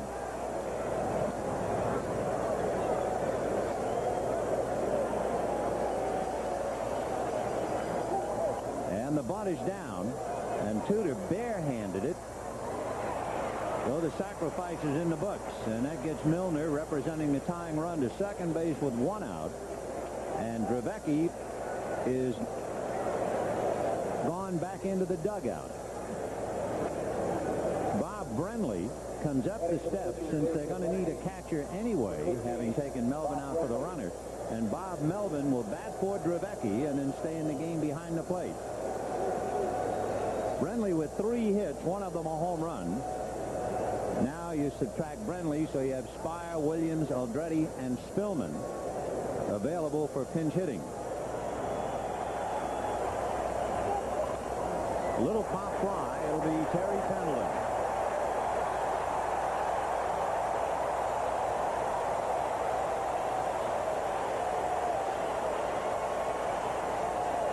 Now with 2 out, Tony Pena again going to the mound to talk to Tudor, and Robbie Thompson coming up.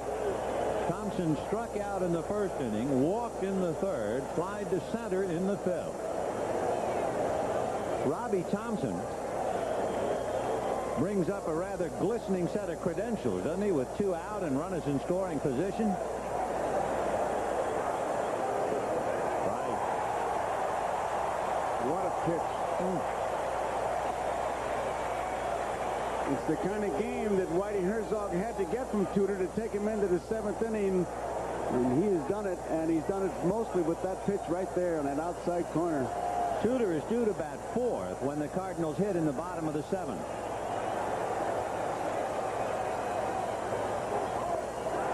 Sinker, and the bottom dropped out of it.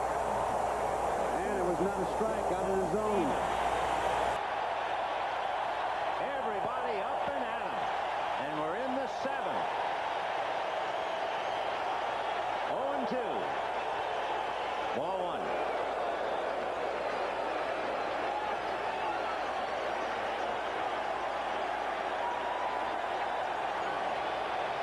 One and 2.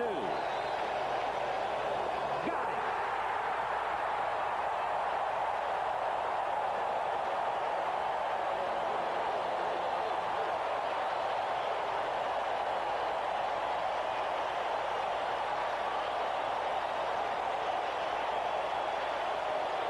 It's way out of the strike zone. Robbie Thompson can't come close to hitting it. A big out, and Thompson knows, and he just chased the bat ball.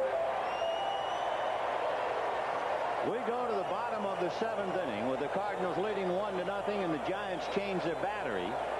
Don Robinson on the mound, and behind the plate, Bob Brenly, who had batted for Dravecky. So if you're keeping score, Brenly stays in, batting 9th, and Robinson now occupies the number 7 slot. The Cardinals will send up Tony Pena, Willie McGee, and Jose Oquendo. Hit to right field, and back for it goes Maldonado to the track to handle it, and almost ran out from under it. I tell you, he's put excitement back into the fly ball tonight. He ran so far back that he had to make a pretty good catch to come up with that play. Ball seemed to die, and at the last second, he'll catch it down around the left knee. Whoop. And to come back for it. One away, Willie McGee grounded to third and struck out. For McGee, a chance to bat left-handed. A little more comfortable for him with the sore left wrist. Ground ball to shortstop, Uribe. Takes care of McGee. 2 down, and here's how close this game is. Maldonado, it's a short throw, but it's off target. Ball gets to Melvin in plenty of time, but it's so far up the line that Pena is able to come around and touch that plate with his hands. And that's it. 1-0 St. Louis. And remember, Pena got aboard only because Maldonado couldn't handle a ball that would normally be caught. Oquendo has the scoring fly ball and struck out. 0-1. It's a case of the Cardinals making the defensive plays and the Giants not able to. That slice to left center, but Chili Davis was shading him there, and Leonard comes in front of him to pick it off. So the Cardinals tiptoe through the 7th, and at the end of 7, the Cardinals 1, the Giants 0. Mitchell, Leonard, Maldonado.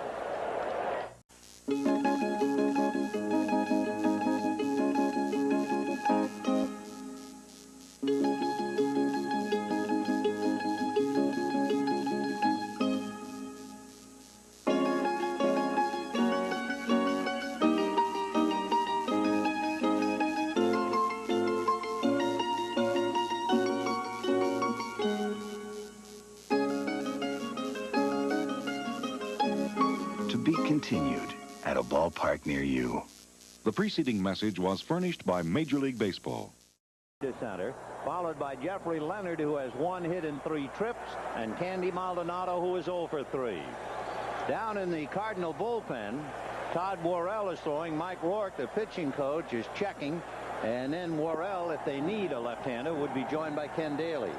This Cardinal ball club, then, it seems like when they need that big shutout, like against Montreal, they got a double shutout, 6 hits in 2 games and win both. Whitey figured that was a showdown doubleheader with Montreal, and in the first game, Joe McGrain outpitched Dennis Martinez 1-0. And the Cardinals came back to win the nightcap 3-0, but that's the only 1-0 game the Cardinals have won all year, and they're trying to do it here to stay alive. So Kevin Mitchell to start things off in the 8th. Ball 1. The only time John Tudor retired the side in order, it was in the 4th. Mitchell has single, fouled out, and flied to center. There's the fastball hit to Pendleton, who flags it while backing up. Boy, that's a tough play. And Pendleton did it so very well. 1 down. That's one of the big reasons that Herzog says when I pitch left-handers, it doesn't work against me because I got such great defense on that side with Ozzie Smith and Pendleton. Then ball gets behind him, and here's the throw, and here comes the hack man.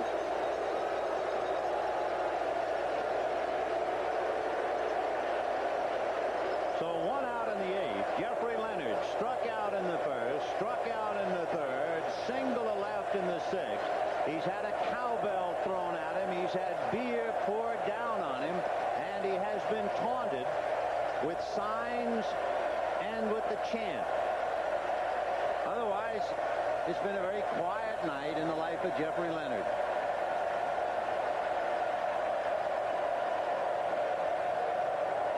Ball 1.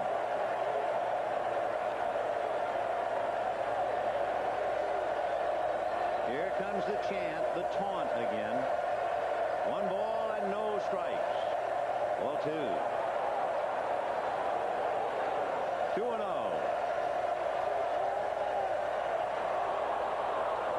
3-0 the count, and there's certainly nothing automatic about Leonard taking a 3-0 pitch.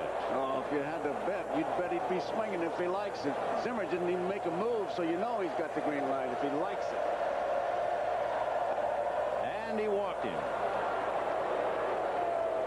That is the 3rd walk given up by John Tudor.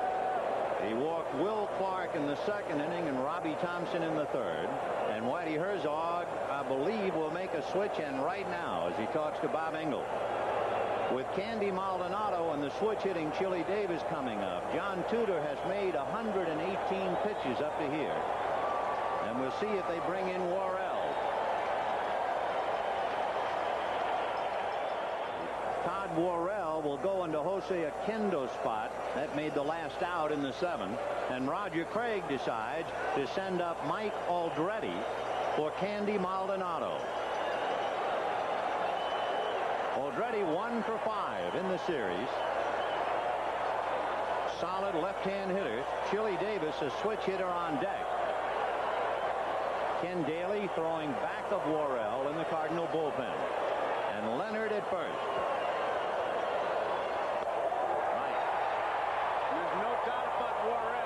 He's just going to rear back and fire. That radar gun's going to feel like it got a new set of batteries. It's going to register in the 90s, 97. That's a nice way to say hello to a hitter, but Aldretti is a very, very good one. Fouled away. Boy, you talk about pressure. 1-0 Cardinals, trying desperately to stay alive. Top of the 8th inning. Giants trying to put them away and make their plans to go to Minnesota. Pena right after Leonard, but he's back on the bag. I think that might have been a set pitch. Drive the hitter out of there and throw to first. What do you think? No, the set pitch inside, yes, to move him back. But Pena's on his knees. If you got a set pitch, you want to make a stronger throw than he made now. He's right down on his knees. He sees he's got a chance, and he just kind of fires it over there. Makes his ball club look good. But he came inside to move him back, definitely. 1 and 2. Got him. And that's why. And he pitched him away. The first time, but he set him up inside. That was the setup pitch.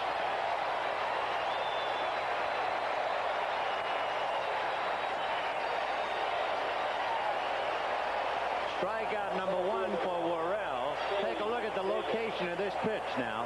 After one inside, look at that one, away. He brushed him back and then went there. Tudor watching everything, rooting it on. The pressure was on him to start the game. He got him this far, and Worrell just rearing back. 97, 96, 97, 97, 96, 97. I'd have gotten that in school. I'd have felt much better. I was watching Jack Clark, and he was chewing that gum to death. Sure he was. They know what it means. Here's Chili Davis, struck out, fouled out, and popped up. There goes Leonard, and there's a fly ball to left field. Vince Coleman is there. He's got it. No runs, no hits. There's a blizzard again at Busch, and it's 1-0 St. Louis. Stay tuned for local news, followed by The Tonight Show, starring Johnny Carson and Late Night with David Letterman. And if the score holds up and we come back here tomorrow night at 8 p.m. Eastern Time, scheduled for that Game 7 would be Danny Cox and Atlee Hammaker, all beginning with Major League Baseball and Inside Look. But we've got a ways to go. Mike Aldretti, who batted for Maldonado, stays in the game in right field.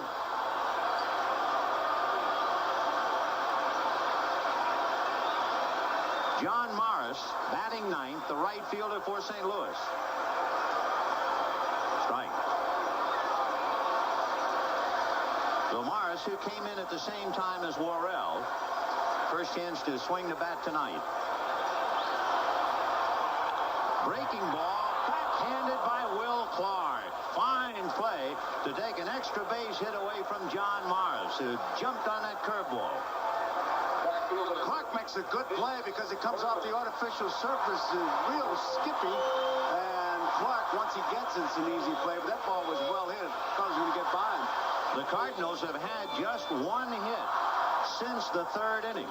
And that was a 2-out single by Jim Lindemann. But they are trying to make that 2nd inning run stand up. Vince Coleman, batting left-handed now. Grounded out twice and struck out. 0 for 3. All of his hits in the series have been as a left-handed batter. And Mitchell looks bunt, but it's a full swing.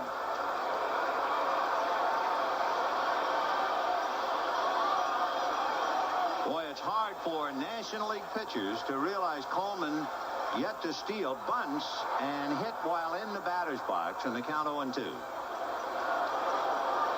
National League pitchers watching must say to themselves, how can that be? The 6th game, and Coleman hasn't stolen a base, and he's 0 for 1. I wonder if it's an imposter. Yeah, right.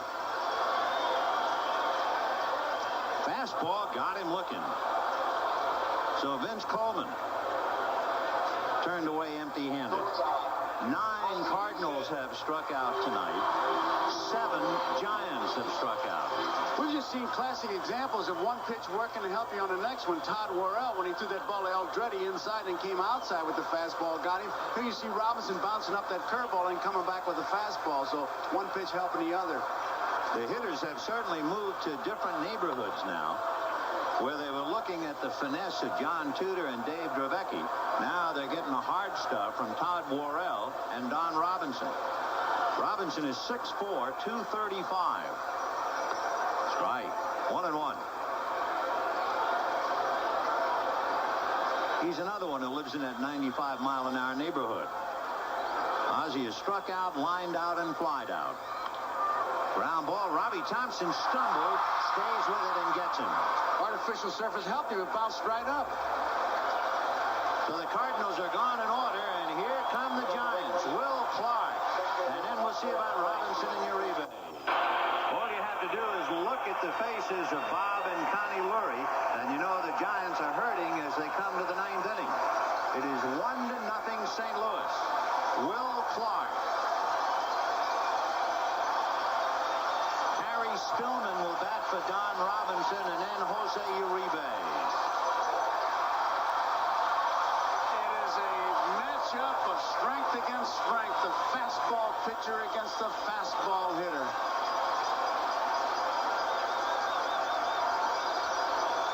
No balls, 1 strike. Foul. Strike 2.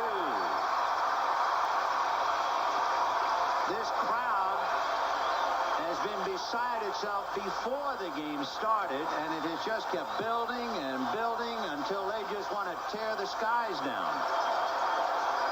0-2 to Will Clark.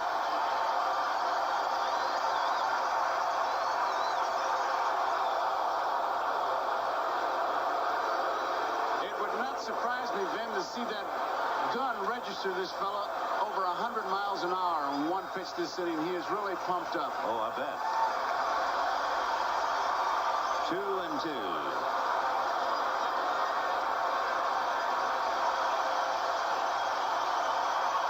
Fouled away. One thing about Worrell, being such a hard thrower, he was in 75 games, a Cardinal record for appearances in a season. So for someone who has thrown as hard as he had, he's been called upon so many times, and now he is asked to hold on to John Tudor's 1-0 lead. 2-2 to number 22. Foul back. And there's not much finesse. He's still at 97, just getting a sign, and Pena's remembering I'm putting down one finger, and here it comes. Would it be dirty fool if he ever came up with a changeup? Oh, I can't believe what pain the hitter would go through as he tried to keep his body in his shoes. Off speed and a changeup. Strike 3 call. 82 miles an hour is the first one, and you could see that it just froze him. It was a matter of time, but he did throw it, and I tell you, it was almost a historical moment, man. And how? For Todd Worrell to throw a 2-2 changeup, that's worth another look. And even at that, it was 82 miles an hour, but he throws so hard that if he changes speeds at all, forget about it. Now Whitey is out talking to Bob Engel. 1 down, and Whitey now is going to go to Ken Daly with the left-hand hitter, Spillman, coming out. And that would also keep Uribe right-handed. Watch Bob Lurie and his wife Connie on that pitch to Will Clark.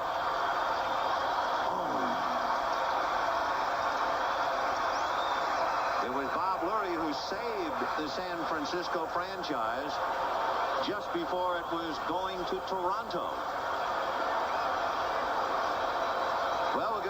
another change.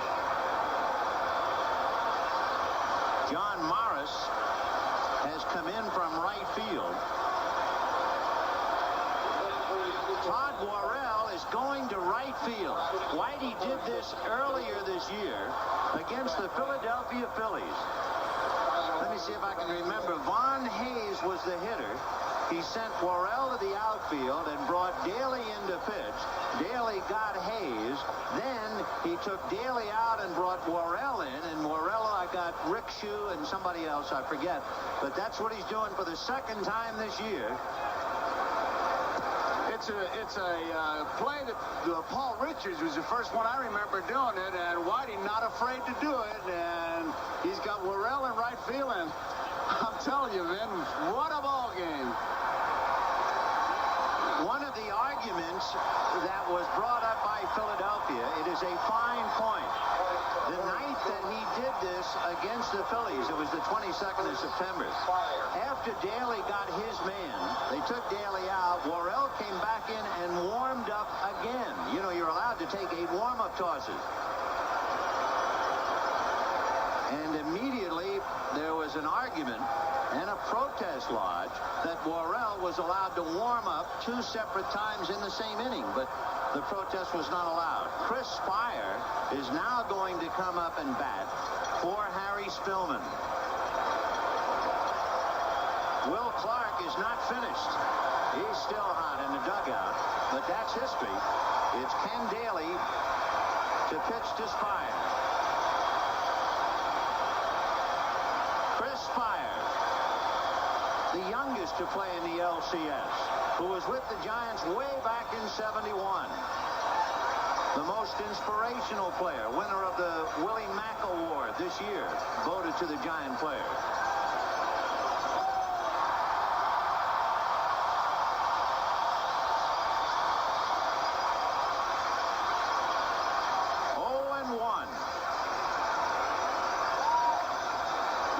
Exactly a flipper out there. That was 92 miles an hour.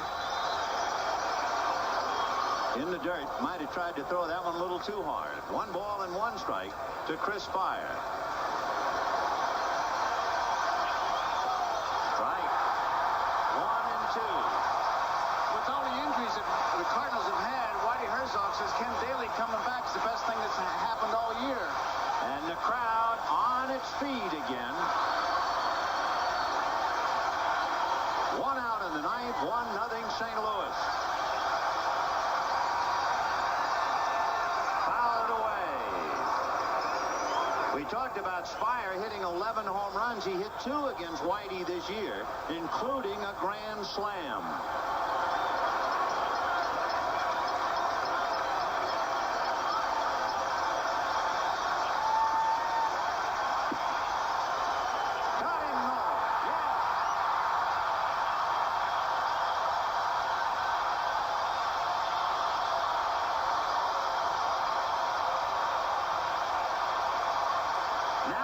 See if Worrell is brought back in to pitch to Uribe or not. And he is asking, do you want me to come back in?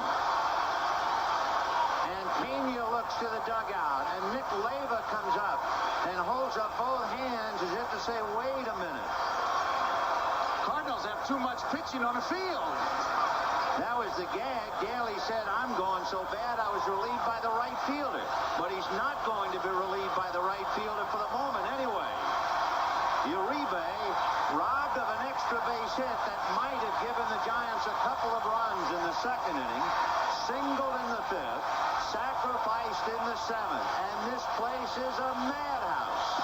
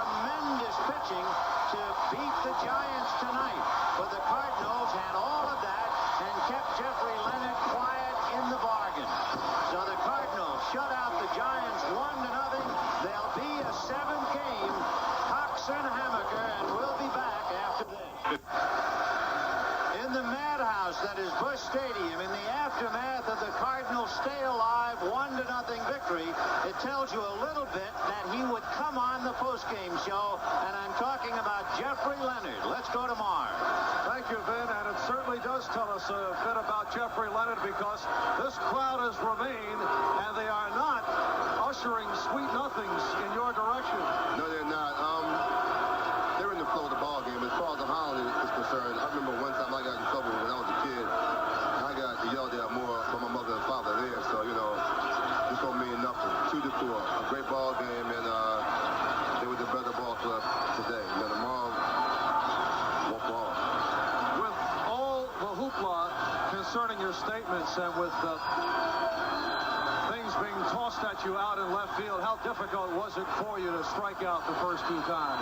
It really wasn't that difficult. You know, I got away from my game. I was a little more anxious. I felt very strong tonight, and he got me chasing at his pitch. As far as throwing the steel cowbells and the frozen hot dogs and, you know, all the money out there, it wasn't that much of a distraction, because, you know, I've learned how to erase that.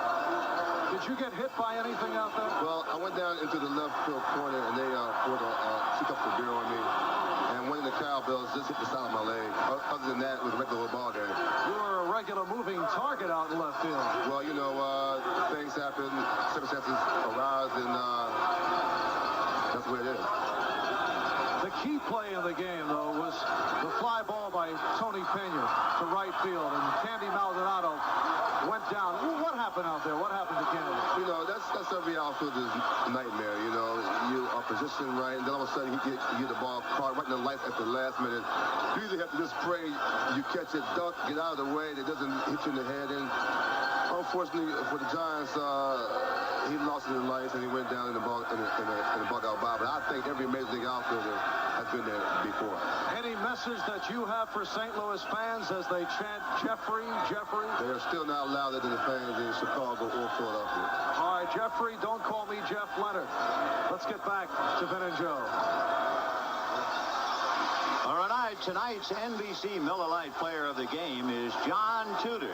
Miller Lite happy to present a check for $1,000 in the name of John Tudor to the National Multiple Sclerosis Society. We'll be back to New Year's Eve at Busch Stadium. As far as the Giants are concerned, now let's look at the other side of the coin in the Cardinal view. Let's go to Terry Pendleton and to Joe Morgan. Thank you, Vin. In the 5th inning, Terry, there was a tough defensive play that you made, runners at first and second. A good bunt, I thought, by Dravecky. Then describe what happened. Well, you know, we had the bunt play on where we're going to try to get the runner at third, Joe. And, you know, I came in to fill the bunt, but like you said, Dave Dravecky made an excellent, lay down an excellent bunt. And it was tough on me, and I still felt like I had a chance at third, and I had to go that way. I felt like it was a crucial play in the ball game. I was surprised you went to third because it was a good bunt. Well, you know, I still felt like I had an opportunity to get the guy at third. You know, Ozzie made a good play of stretching for the baseball, and, you know, there was a lot of controversy over there on the play, but the play went our way. The umpire called him out, and I'm happy about it. Here we get another look at the play. It was a very close play. You come up right away, throwing to third. Now you tell me whether he's out or safe. I think he's out there, Joe. I honestly do. You know, I really feel like he got him there.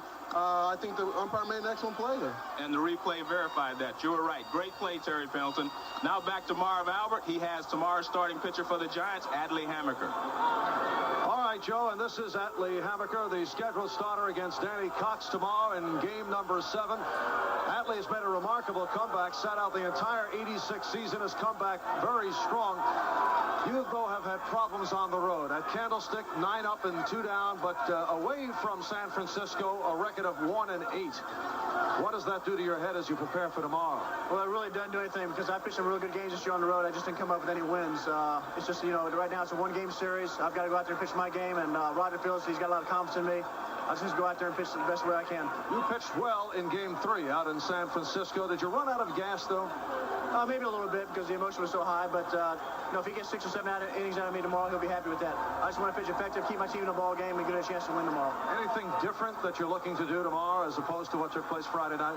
Same thing we did last time, try to keep off-speed pitches, to keep them off balance and neutralize his team speed. All right, Adley Hammaker of the Giants, he will face Danny Cox tomorrow night in game 7. Let's get back to Vin and Joe. Friends, the 1987 National League Championship Series.